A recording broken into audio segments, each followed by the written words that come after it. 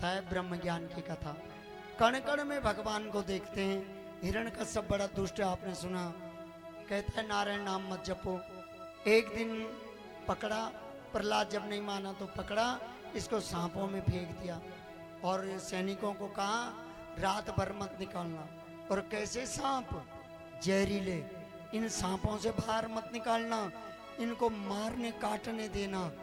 अब जब प्रातःकालीन गए ना तो क्या देखा कि प्रहलाद जी बीच में भजन कर रहे हैं और सांप नाच रहे हैं। सांप सुनते नहीं है, सांपों के कान नहीं होते हैं, लेकिन सांपों में एक शक्ति होती है।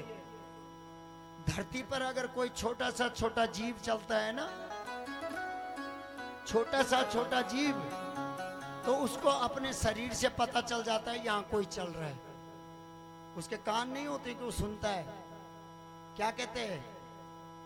वाइब्रेशन। जब वाइब्रेट होता है ना धरती पर, जब कंपन होता है, तो उस कंपन से सांप को पता चलता है कि इधर से कोई आ रहा है या जा रहा है। सांप ऐसे ही नहीं काटता है या आदमी की तरफ नहीं दौड़ता है। आप चिल्लाओ वो तब से नहीं दौड़ेगा कि चिल्ला रहे हो आप, इसलिए सांप तुम्हारे पीछे दौड़ेगा।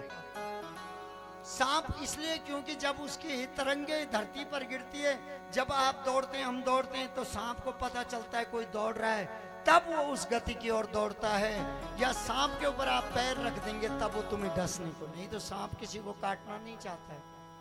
अगर उसको जाने दोगे तो चले जाएगा। आज ध्यान रखना, सांपों में फेंका, प्रहलाद जी को सुबह निकाला, अरे क्या दशा है? कहा महाराज, सिपाहियों ने कहा चलो जरा देखो आश्चर्य। अरे क्या आश्चर्य? बीच में प्रहलाद, सांप चारों तरफ से नाच रहे हैं। प्रहलाद को कहा प्रहलाद तू बड़ा दुष्ट है, तू मंदारी है लगता है, तू सपेरा है, तूने सांप को भी नचा दिया। आज प्रहलाद जी को बाहर निकाला, हिरण्यकश्यप ने कहा तू है क्या? प्रहलाद ने हाथ जोड़े पिताजी को, कहा पिताजी आपको धन्यवाद। प्रहलाद ने कहा पिताजी आपको धन्यवाद, जब से तुम्हारे राज्य में मेरा जन्म हुआ ना, तब से मैं मामा लोगों को नहीं मिला था। और धन्यवाद आपको, आप ना आज मैं मामा लोगों को द्वारा भेजी। आपको पता होगा कि कयादु माता सांपों की बहन है।